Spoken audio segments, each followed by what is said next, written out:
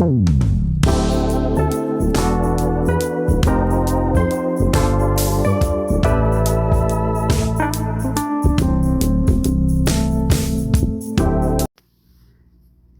ሰላም፣ እንዴት ናችሁ? እኔ መዓዛ ነኝ። ዛሬ እንግዲህ በአዲስ ቪዲዮ መጥቻለሁ።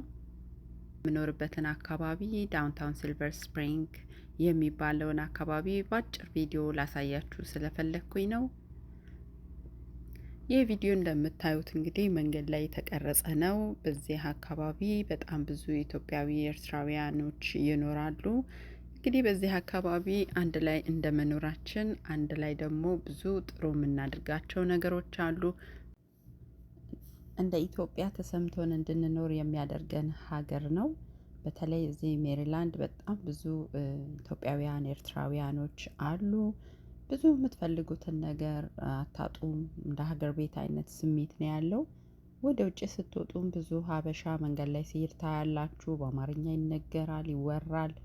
የተለያዩ ስቶሮችም ሎጓቸውን፣ ምርታቸውን፣ አገልግሎታቸውን በአማርኛ ሲጽፉ የምታዩበት ሲቹዌሽን ነው እና እየቆያችሁ ስትመጡ እንደኔ ማለት ነው አሜሪካ መኖራችሁን ሁሉ አንዳንድ ጊዜ እስከምትረሱት ድረስ የምትሆኑበት አካባቢ ነው። እኔ በጣም ነው የምወድ።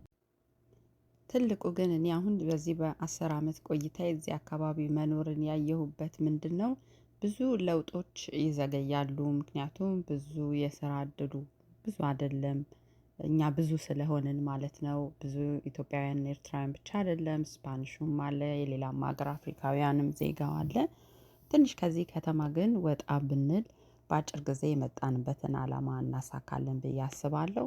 ይሄ ላይ የገባኝ ደግሞ ቀስ ብሎ በጊዜ ሂደት ነው ብዬ ነው የማምነው።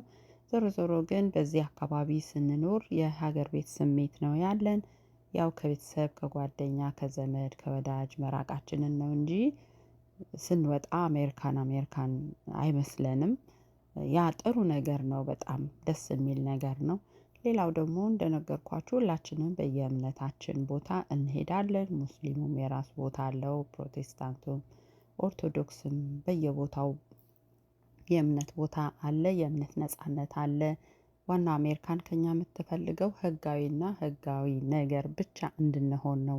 የምንሰራው በህግ መሆን አለበት፣ ህጋዊ ነገር መሆን አለበት። የምንኖረው ህግን አክብረን መሆን አለበት እና ምንም ቻሌንጅ የለውም። ትክክለኛ ሰው እስከሆንን ድረስ ለውጥ የምናሳይበት አገር ነው ብዬ ነው የማምነው። እኔ በጣም ደስተኛ ነኝ። በጣም ከሚደሰቱት መካከል ነኝ። እዚህ በመኖሬ በጣም ብዙ አቺቭ ያደረኳቸው ነገሮች አሉ። በአካባቢም ደግሞ የማየው ነገር የኔ የምላቸውም ሰዎች አጠገቤ ስላሉ በዚህ ደስተኛ ነኝ። እግዚአብሔርም በጣም በስደት ከኛ ጋር ነው ያለውና እጅግ በጣም ደስ የሚል ሀገር ነው። እንግዲህ እንደምታዩት በጣም ሰፋፊ መንገድ ነው። በቀጣይ ቪዲዮ እንግዲህ እኔ ሰክሰስ የምላቸውን የራሴን የላይፍ ጀርኒን አሳያችኋለሁ። እንዲሁም ደግሞ የተለያዩ ሀበሾች በጣም ጠንካራ ወጣቶች አሉ፣ ጠንካራ እናቶች አሉ፣ ጠንካራ አባቶች አሉ። እነሱ ሁሉ የሚሰሩትን ለኮሚኒቲ የሚያደርጉትን አስተዋጽኦ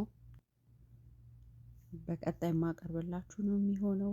እስከዛው እንግዲህ ቪዲዮ ከተመቻችሁ ሰብስክራይብ አድርጋችሁ የደውሉን ምልክት በመጫን ከኔ ጋር ቤተሰብ እንድትሆኑ እፈልጋለሁኝ። መልካም ጊዜ